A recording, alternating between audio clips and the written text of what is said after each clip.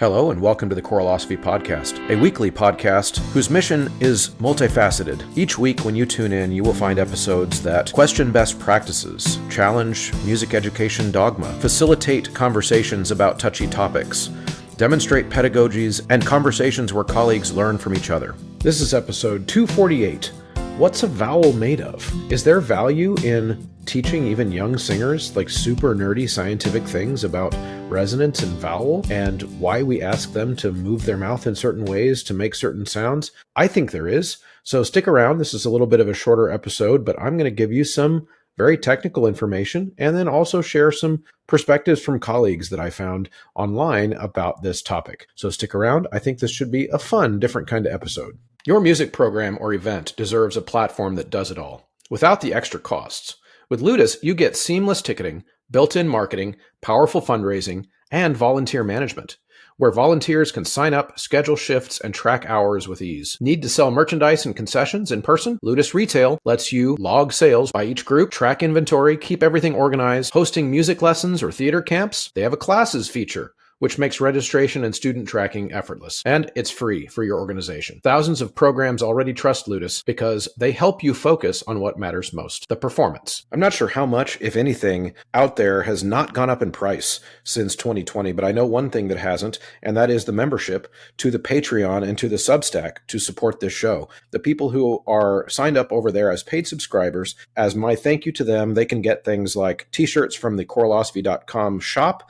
They can also get access to my Google folder of teaching materials that I've talked about on the show for over the years. And of course, they just want to help make sure that this show can continue. And one of those benefits is a shout out on the show. The producers and inner circle from Patreon are Brian Long, Chandler Smith, Venture Studios, Jonah Clicksbull, Danelle Eckert, David Kowalczyk, Jared Hendricks, Kyle Peterson, Max Jackson, Michael Herron, Nathan Hines, and Steve and Kathy Kakachik. One of the subjects I love to teach my choir classes, but also sometimes even a music appreciation class, is so we've gotten to the point of a school year where we are really trying to refine sound. There's so much more to teaching choir than just reading the music or even emoting the music and singing with expression, but there is also the issue of vowel, timbre, blend, intonation. And sometimes I find that students can take certain criticisms of their sound, the sound that their voice makes, very personally, if we simply say to them things like, well, your voice is very nasal, or can you sing the right vowel there?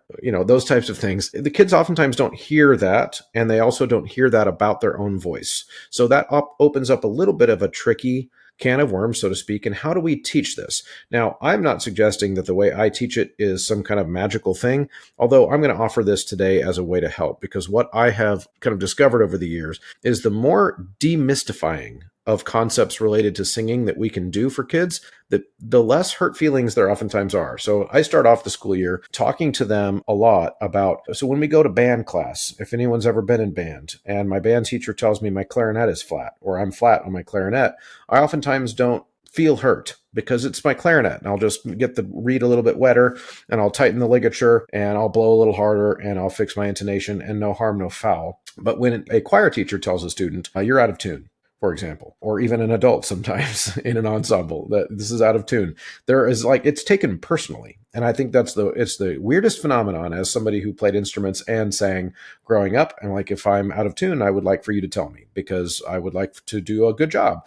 And so that brings in this conversation that I like to start at the beginning of the year, teaching my very beginning students by saying, what is a vowel made of? I ask them to see if they can describe what is a vowel made of. Now, of course, most of them have no idea. In fact, they find that question even to be weird. They will say things like, oh, it's made of your mouth, or it's made of your lips, or it's made of your tongue, or whatever. And even that's the really more intuitive kids that are even thinking on that level of physiology. So I explain, this is kind of my entry at the beginning of a school year into describing concepts related to intonation, vowel choice, resonance, and overtones. So I explained to them that a vowel is actually made of overtones. And of course, I use Voce Vista Video, which is a software that shows overtones. You can hook up a microphone to it, show students on the screen. I've done lots of demos with this on my YouTube channel. You can go search Voce Vista and Choralosophy, and you'll find me doing some things that I do in class. I'm not going to talk about that part here, but what I will show them is that as I move my mouth as I'm singing to different vowel shapes, the overtones, the formants, so to speak, are changing their volume. So all of the different ripples of my voice are changing their volume even as I move my mouth just a tiny, tiny bit. So I explained to them then by this visual demonstration that my vowel is actually made of overtones. The reason my brain, your brain, is able to understand the words that I'm saying right now is that as I move my mouth around into all of its little shapes, I am quite literally turning the volume up or down on the various overtones. So we're going to walk through, I'm going to try to be very formulaic and a little bit less philosophical in this episode and be very formulaic with you. If you are notes takers, of course, you will be able to look up the show notes and transcripts nowadays on almost all podcasts. If this is something that you might find valuable to add to your repertoire next year, to explain in a less mystical way of how students should be listening for intonation and vowel. All right, so first thing I would say is, what is the vowel made of? So let's break it down. The source of the sound, of course, is the vocal folds. All vocal sound, all vowel sound begins with a voiced buzz. And by itself, with no resonator, it is simply a buzzing noise. I usually teach my kids here about, sometimes tragically, when a person has had cancer in their throat.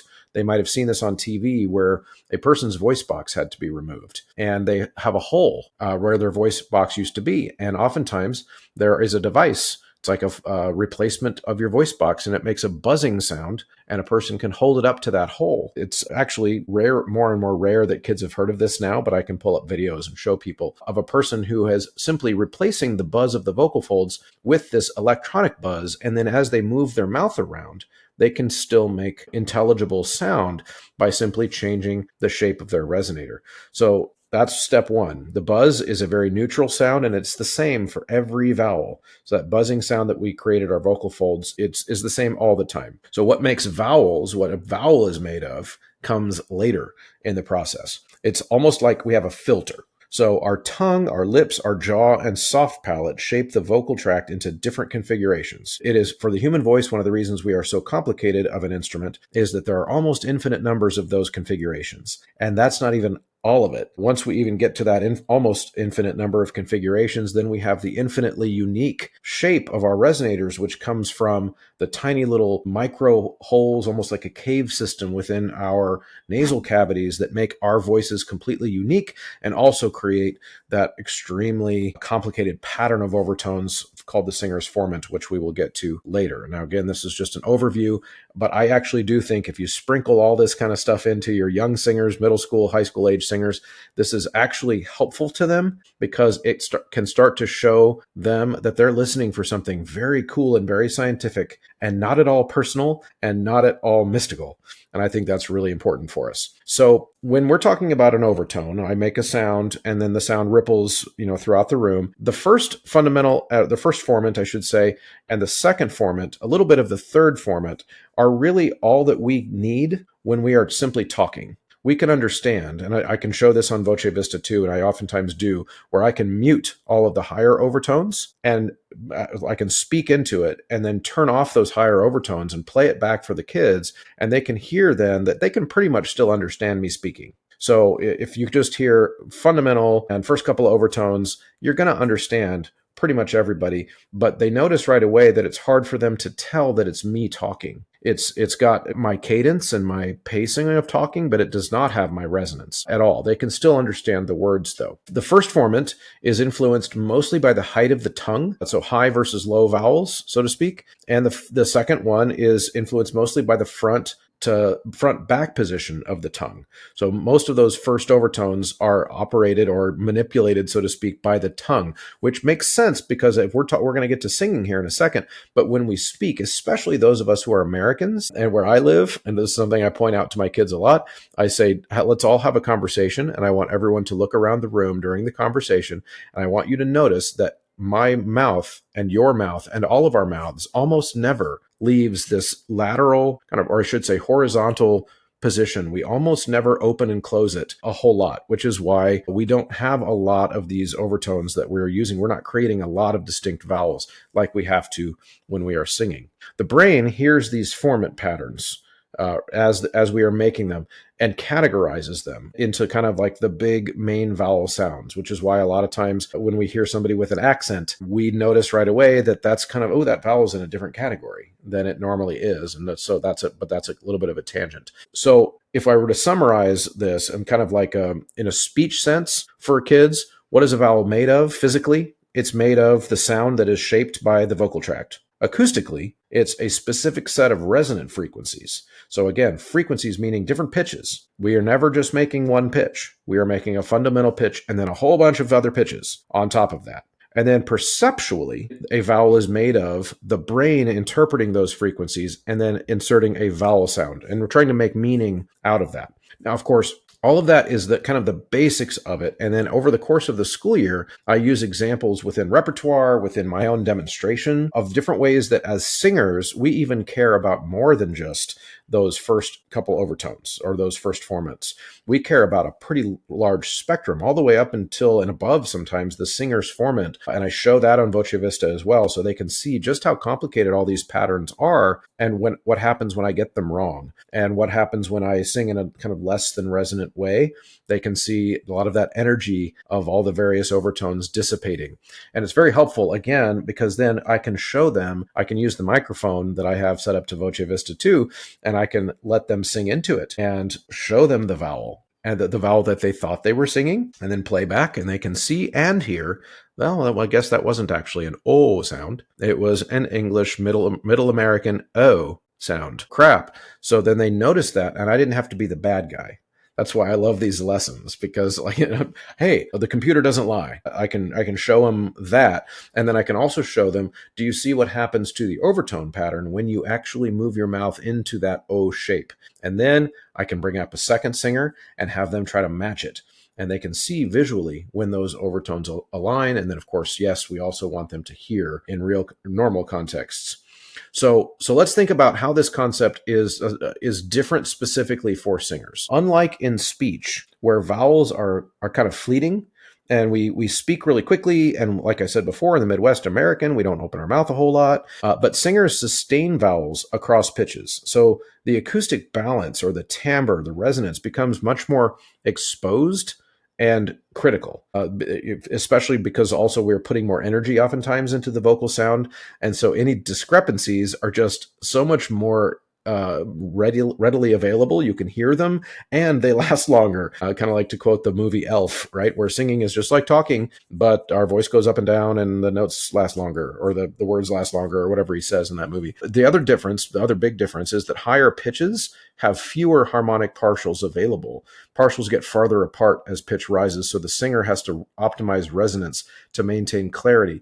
And I would add, too, that sometimes we might forget about this, but the higher the fundamental pitch is, the further outside of the human hearing range a lot of these overtones and formants are. And so it just is it's not weird that singing high and singing high and having it sound beautiful is very, very difficult for kids. There is oftentimes you can describe a typical young high school soprano who's trying to sing above the staff as either a completely disembodied sound of a flute or really harsh and shrill. And again, that has a lot to do with the perception, their ability to perceive some of these overtones and the vowel sounds that they're making. Another big reason that this is all a much bigger deal for us and for teachers of singers is that in ensembles, singers need to match vowel shapes to tune chords, flat out. I'm going to get later in this episode to a really weirdly controversial post that happened on my Facebook where I'm making this presentation basically simpler. By the way, you guys are getting the way more nerdy part of the presentation because most of you are teachers. But I give this basic presentation to students all the time.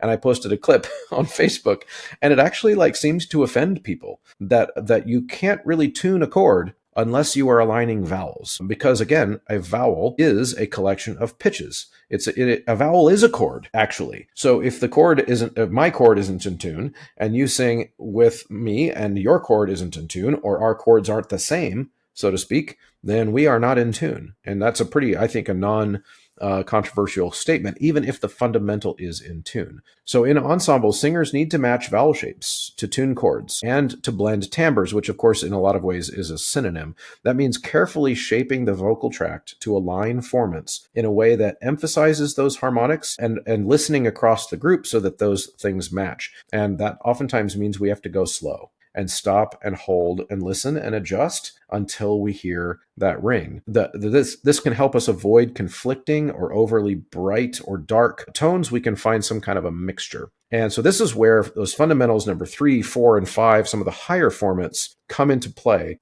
especially as we try to sing with some kind of ring, or so you could describe it as a squillo, and which is what allows us to project over instruments and into large rooms if we're not singing with a microphone. And so, of course, the singer's formant is that really, really complicated part of the overtone spectrum, has a lot to do with the complicated shape of our vocal tract and how much more variability there is inside of that tube, so to speak, than there is inside of a tuba, for example, or a trombone or a trumpet. Doesn't even with all the curves of a horn, like a French horn is what they used to call it, right? Even with all those curves, that is nothing compared to the curvy cave system that is the human head, right? And so these formants are very complicated, and that takes a lot of listening to get our singers to tweak those things. And if we can convince them that this is a really cool science project and not just a criticism of their voice, then we can really get them to start buying into this. It's fine, Clara, I'll edit it out. Then we can really start to get them to buy into this. And that's really where it gets fun, because then, especially young singers now, this does take training too. So I don't want to pretend that once they understand the science, then they can sing perfectly, because that is not the case. And as I'm sure all of you know, but it's very helpful to get them over some of the sensitivity about this. Okay. So of course we know that as we train our voices, that singer's formant becomes even more critical. It's around 2.3 kilohertz of frequency. And what's interesting is that that's for like all human singers. It doesn't matter if you're a high voice or a low voice, the singer's formant tends to cluster. Those overtones tend to cluster right around there. The singer's formant isn't used in speech really, but it is critical in solo, choral singing any type of singing without a microphone. It enhances our voice in a way that as the instruments, every instrument, as every instrument's overtone series is getting quieter in that frequency range, the singer's formant in a trained singer can get louder, which is what allows that tiny little 4'11" soprano to sing over an entire orchestra with no microphone. What we're actually hearing is the discrepancy between her singer's formant, and the decaying volume of the overtones of all the instruments of the orchestra. So this is a really important part, even with young singers, that we're training them. They're not going to have a full operatic singer's formant. They shouldn't. That would be developmentally inappropriate. But we can start to teach them to listen for an age-appropriate level of resonance and ring in their voice, so that we avoid that kind of disembodied, floofy sound. That is very easy to tune, by the way, which is why a lot of teachers teach their young singers to use this disembodied sound, because then we get to go back to simply aligning our first 2 or 3 overtones again. And that's what I call a choral band-aid. We have put a band-aid by muting almost all of the richness and resonance of the human voice in those young kids. And that does get us to a blended, AKA, I don't like that word as we've talked about on the show before, but it does trick us into thinking we've taught them to blend. But what we've actually taught them to do is we've taught them to mute all the parts of the overtone spectrum that they don't yet know how to align with each other. And of course, it saves time, which is why we would call it a band-aid. But when we teach kids to seek this and to learn to listen for these buzzing and this ringing, then it gives the voice a rich kind of ringing quality, and then you transfer that out into a choir, and that's where you get this warm, rich, ringing sound that will basically allow young singers, even high school age, to translate their sound into almost any acoustical environment. And that's a really helpful skill. So, of course, there's also the concept of vowel modification. Again, if we're talking about those higher pitches, you can explain to kids why, for example, a soprano or sometimes a tenor has to modify their vowel up above a certain point. The higher the pitch goes, that first and second formant can move so far away from the harmonics, kind of the mathematical proportions, so to speak, of that fundamental sung note, that it can become unstable. That's why a lot of kids' voices crack when they're going up there. They sense it's almost like we can sense the math is wrong. That's not scientific. Please don't quote that, but it's a metaphor, I guess, where I feel like with working with a lot of young kids, when the math of the resonance is off, we can sense it, and it triggers a clenching in the throat that causes that voice crack or an interruption of the air. There's a variety of reasons that a voice would crack. So singers learn to modify vowels so that the formant lines up with a strong harmonic of the pitch being sung. This creates a more resonant efficiency, a power, a tonal beauty, and it takes some tweaking and some adjusting. It's why a soprano, for example, can sing a kind of like an vowel sound up above the staff and have it still sound good with tenors and basses and altos who are singing. The vowel isn't the same, but what they're doing is they are aligning the overtones, the resonances, so that when we put it all together, we hear, and not all that weird, all that different than how a lot of orchestral composers would know what the overtone pattern sounds like and aligns with of different instruments, where you can mix a bunch of different instruments on one pitch and get a completely new timbre.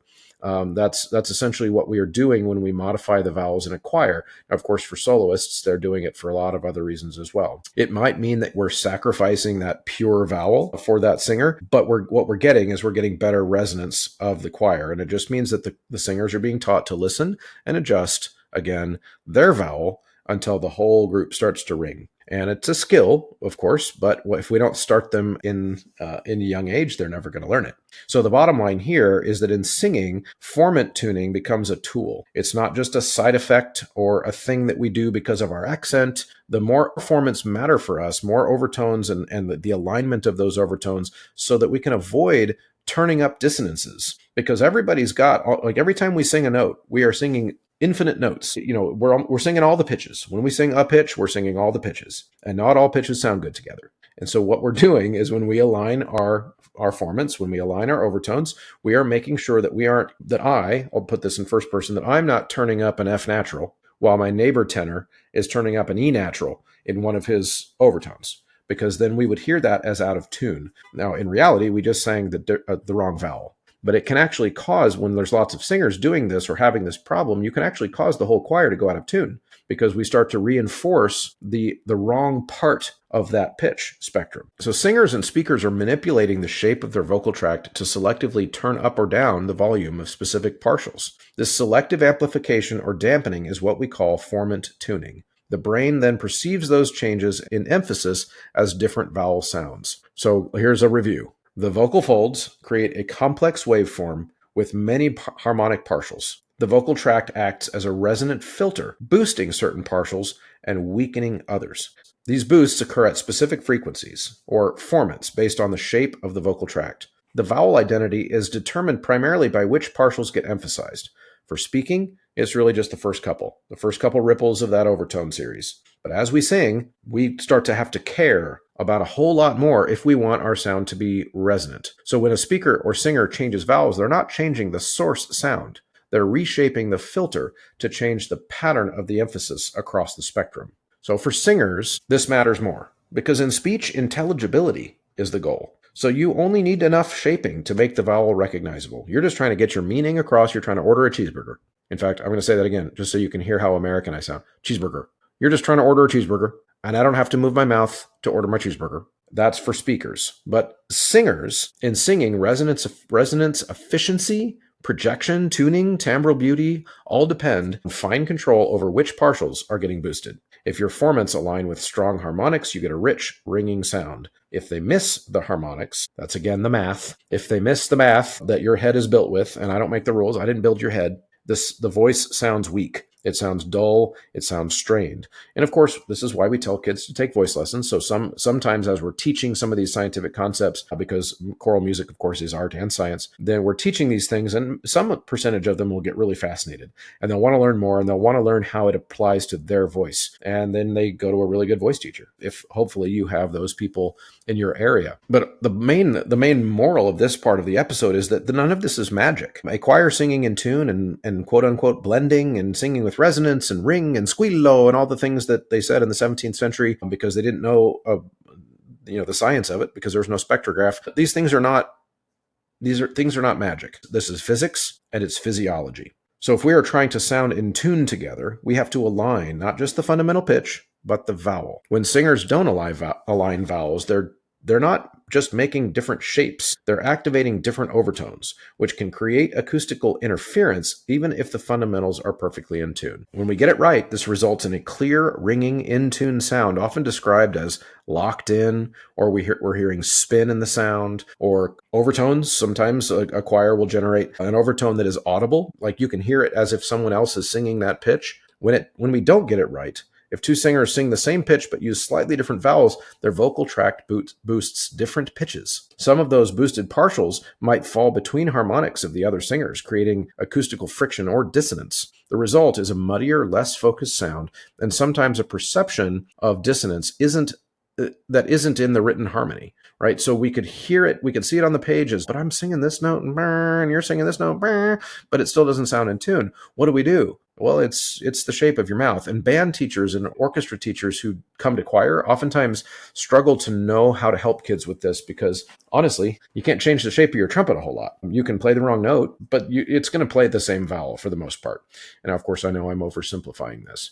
But our brain hears all of this as tuning issues because our auditory system is incredibly sensitive to overtone alignment, even if we don't name it consciously. When the overtones line up, we perceive in tune. When they clash, we perceive out of tune. So the implication should be obvious, where matching vowels isn't just about blend or diction. It's not just so they can understand our words. That's for speech. It's acoustics. It's tuning at the overtone level. This is why when we warm up, we do warm-ups that focus on vowel unification. That's what we're trying to do. We're trying to listen for things to ring in the room. This actually can be done and should be done while we're doing our sight reading, by the way. That's why I like to use solfege, because the vowels kind of create a laboratory for them to start practicing this and to spend a little bit of time singing and finding a chord within that exercise to hold. This is, again, why vowel modification, just kind of trying to review, is such an important concept to teach. Not because we have to all sing the same vowel, but we have to sing a vowel that matches mathematically. So tuning is not just about pitch, it's about resonating the same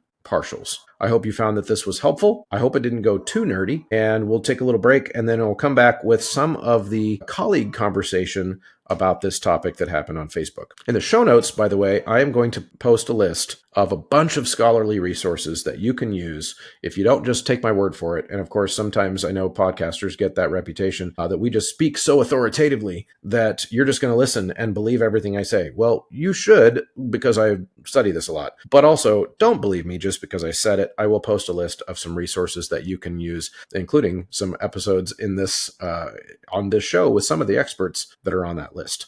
Are you a director new to the profession? Or are you a seasoned director who is in a new place? One of my favorite tips for generating interest in the program and to instill buy-in is to plan a trip. There are so many options. You can go to Orlando, you can go to Ireland, or you can perform in a parade or a theme park. You can even take the stage at Carnegie Hall in New York. Wherever you end up, not only will your current crew look forward to the trip, but younger students will count the days until it's their turn to go. If you have no idea where to start, connect with Kaleidoscope Adventures at mykatrip.com. If you haven't already, I really think it's time for you to ditch the bulky sight reading books, the paper, all of the things that are already in the kids' folders in your classroom because it's not customizable to what they need in the moment. Sight Reading Factory allows this and so much more. And then the work we do in the classroom can be customized to what they need in the music and the repertoire they're learning, and it can be customized to their current learning level as a group. So use the Choralosophy checkout code, Choralosophy. When you check out, it'll give you a 10% discount every time you get a membership for yourself and for all of your students, which is really, really important so they can do this at home. So a little while back, I posted on Facebook a clip from a clinic I was doing. Shout out to the kids at Magnolia High School in Texas, outside the Houston area. I was there working with the choir, and it just came up that this should be something that I teach them about. And I have a clip from that lesson, and I posted it on Facebook. And here's what that lesson said. Yes, because it is actually impossible for a choir to sing in tune without singing the same vowel.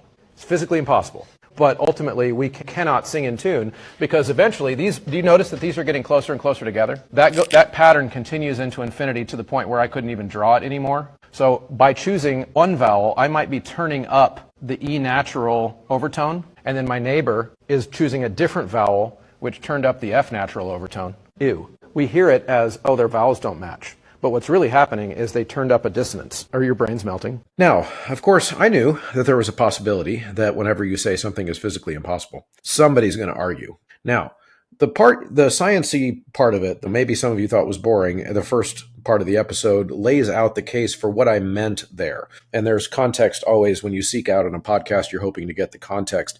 But when I said that it was physically impossible for a choir to sing in tune if they are not singing the same vowel, I was specifically talking about the scenario where we are trying to all sing the same vowel. For example, if we are all trying to sing the word father and one person is singing father and the other person is singing father, then that's not going to tune. It will not tune. We can change our definition or of tuning, or we could say we're using a different tuning system, or our standards for tuning are different in this scenario or whatever. But as far as the spectrograph is concerned, the thing that isn't socially constructed, those formants will not line up. They will reinforce the dissonance, as I explained. So this comment thread actually was fascinating to see how much controversy it stirred up, but also how much praise it received as well, which was very interesting. So some of the comments were very interesting, and I'm highlighting them here not because, of course, I'm trying to trash anybody, and as always, I'm not going to use their names, but also I do think it's worthwhile sharing and discussing where some of the misconceptions are amongst people who do what we do for a living.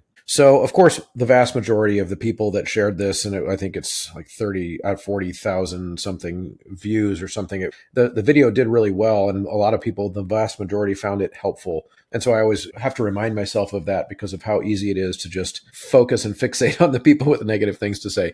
So, for example, somebody said this is the bedrock of choral sound, solid choral sound. The shape of vocal resonance chamber, the vowel must align. It's why the best band in the world will never sound as in tune as a good choir. The shapes of the resonance chambers just don't match. Another person said, after reading some of the comments you're about to hear, I did not expect this post to be controversial. Wow. In fact, over the years, I've joked with people about what it's like to run this platform, where I will say things like, and in the past, I've just made it as a joke. I said, I can get people pissed off just by talking about overtones on the internet. And they're like, oh, I'm like, oh yeah. So let me give you some examples here of some people that just I don't think are on the right wavelength. The one person that was really the most fascinating to me was a person that jumped onto the thread to say, in tune is so overrated. Very often the various voices sing different words. It's about the color, not the one vowel. And I did later clarify for that person. In this video, there was a clip out of context, but I was not talking about a situation where multiple singers are singing multiple words at different times. That's obviously, the science of it applies the same, but the aesthetics of it, the perception of it, don't. So, but I don't think that this person was on that wavelength. She goes on to say that only in choir practices like barbershop, where they insist on hearing a chord ring when everybody has the same vowel, this is considered essential. But is it? Did any composer ever write in order for anything to ring? No. Also, there are various styles. Baroque can be non-tempered. Major thirds are supposed to be small, for example. And what about dominant sevens versus major sevens? And the A should be 440 or 415 or 430. Now, okay, so this person goes on. I'm like, this is, and then says, just leave it to the knowledge and ears of the professional conductors, as if I'm not one of those.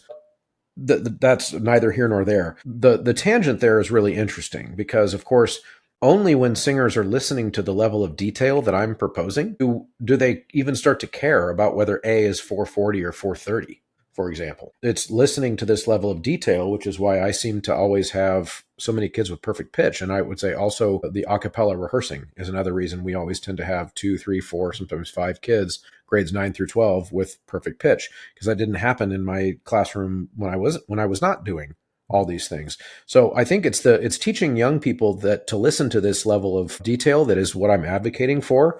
And they're not too young. They are actually not too young at all to learn to hear these things. And then, of course, there's just the factual errors. Composers do write for the voice, anticipating that it will ring or that it will have a singer's formant. It depends on, of course, on the style. But in a lot of choral music, yes, they absolutely do want to hear that ring, and they're thinking about the acoustics when they are writing. Certain pieces are written for certain spaces, for example. And of course, it's also just not true that only in barbershop do they insist on a chord ringing. Now, chords do ring in barbershop for the same reasons I described at the beginning of the episode. So I replied, I'm trying to be, of course, collegial when I engage with people online, but I also don't pretend to agree with you if you come and make a post on one of my posts. I said, these are interesting points, but I don't think barbershop is the only vocal genre where chords ringing is sought after. We may have a different perspective on this, which is okay, but I also don't think in tune is underrated. In fact, I would say I said that wrong. I think in tune is underrated. So this person had said in tune is overrated. I think actually we don't think about it enough. We don't talk about it enough. And then this person replied, not if you have an understanding of what music is truly about.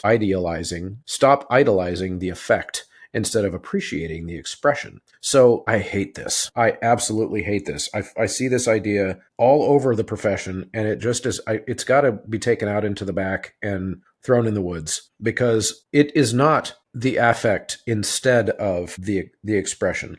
We can be expressive through technique. Technique is, especially kids that don't have like the natural talent that everyone talks about. It's technique that those kids need to be taught so that they can be expressive through their music. It is not one or the other. So we got to stop that. More comments from this person because it just kept going. By the time we hear a tone, it is already made, so nothing can be done to change it anyway. Trying to grasp it is futile and will only result in rigidity. True intonation is a result of flexibility through anticipation and energy of breath interpretation.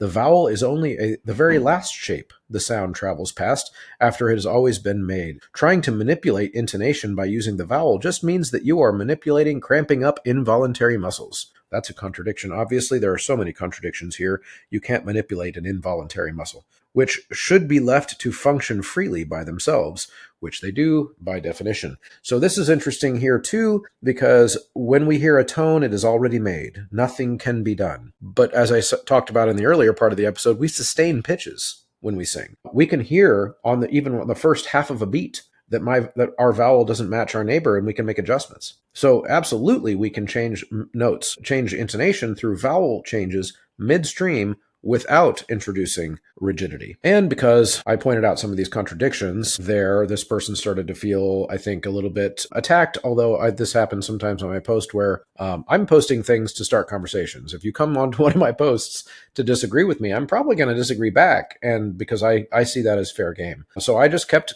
engaging with this person, who then decided to start dropping, I thought it was kind of fun and funny, credentials. This person has studied for 15 years, has a bachelor's and 2 masters, 40 years of experience, and has been a director of their own postgraduate academy with teachers from the Met, La Scala, among others. And this person can safely assume that she knows what she's talking about. Going on to add to the discussion was that the squealo, which is misused in a too isolated, unfounded form in barbershop as the so-called twang. That's just not true. Barbershoppers are not misusing the squealo. It's just a different style. And then, of course, this is where the misunderstanding of the science comes in, which is why I'm highlighting this person's comments. The squealo is what gives the overtones, is what this person said. That is not true. The squealo is overtones. The squealo doesn't give overtones. The squealo or singer's formant is the cluster of overtones that has occurred from the fundamental pitch when those overtones have clustered around 2.5 to 3 megahertz. That's what the squealo is. And then she goes on to say that it's not the vowel itself. The squealo is not the vowel itself. That is correct, in that no matter what vowel you are singing, if the squealo is present, it will sound like E. So the squealo is E. If you isolate it and you play it all by itself, you will hear E. Using a vowel, returning back to the thread, using a vowel for pitch means that high voices and low voices will always have different colors. Yes, that's true, but the colors can be trained to match. What one should strive for is the proper technical skill and balance first. Only then a singer will be able to have proper placement of sound and overtones regardless of the vowel. And so I replied, some of that I've already kind of hinted at, that this is just not correct. The squealo is simply a term of art for the cluster of overtones that occurs in the human voice around 3000 hertz. Vowels are literally made of varied volumes of the different partials. The squealo or singer's formant is higher in pitch than the overtones necessary to distinguish vowels. Here is a picture of the vowel, and I just posted something from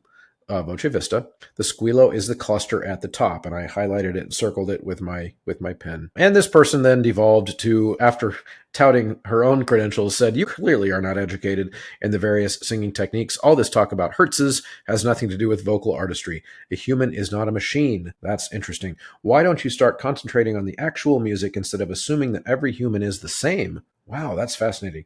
Your way of looking at singing can be damaging and boring, to say the least. I have 40 years of experience working with people from the biggest singing institutes in the world. who all just shake their heads at this superficial nonsense, which has been elevated to short-term solutions by people who just lack the basic skills singing professors have worked with for centuries. Maybe because it's newer, involves scientific instruments that read it, that it makes her feel like this is an impersonal way of thinking of singing. But like I said, I find that this actually does a lot of demystifying for kids so that they don't take their singing voices so personally. And my final response was that we are actually not discussing the various singing techniques here. In fact, all of the things that I talked to you guys about in the first part of this episode, that actually applies in all styles. Not all styles have the same attention to whether or not all of those overtones are being amplified. That's for sure. But these properties are true of every human voice. I'm not pretending that all humans are the same, but all of our voices do function the same. There is no magical, mystical, individual identity voice that just exists without these properties. And sometimes I do think that some of us think that there are. And that's why I thought to make this episode. This comment thread and this conversation on Facebook was alarming enough to me to go, hey, you know what? Maybe I should do an episode walking through the basics of this to allow people to use it if they want, but if not, just for your information. And the vast majority of the people on that thread came in to kind of my defense, because almost nothing I said was actually, honestly, nothing that I said was controversial. But even talking about overtones on the internet will get you canceled, I guess, by somebody. There are a lot of vocal styles, a lot of indigenous types of music from various different parts of the world that all engage in this overtone manipulation of vowels to impact intonation. Mongolian throat singing, for example, great example. Non-Western, non-classical style, but they are using all of these concepts just in a different way than we are when in our Western classical singing. And of course, this all leads to the ability, like I said before, for our singers to be trained to hear different tuning systems, to tune chords in a very interesting and different ways.